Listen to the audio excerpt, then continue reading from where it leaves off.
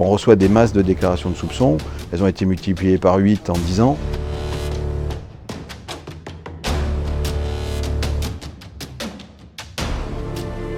On reçoit des informations financières avec un flux financier, un numéro de téléphone, un numéro de compte bancaire, une destination. On reçoit des pièces jointes, un acte notarié, de la comptabilité, des relevés de compte.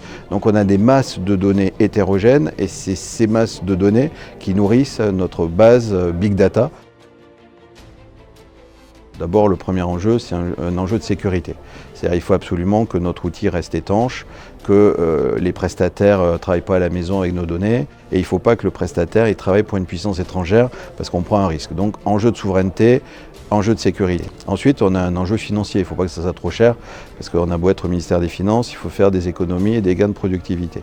Et après, on a un enjeu de fiabilité. Puis, il y en a un quatrième, c'est l'enjeu métier. Dans une structure, je dirais un peu start-up administrative, c'est facile pour les gens des enquêtes ou les gens de l'orientation d'aller voir le pôle data science, dire est-ce qu'il y a telle et telle solution par rapport à mon problème. Je vous donne juste un exemple. Quand on reçoit les déclarations de soupçons, on les analyse toutes, mais pour les analyser, il faut les enrichir avec des systèmes d'enrichissement de données automatiques.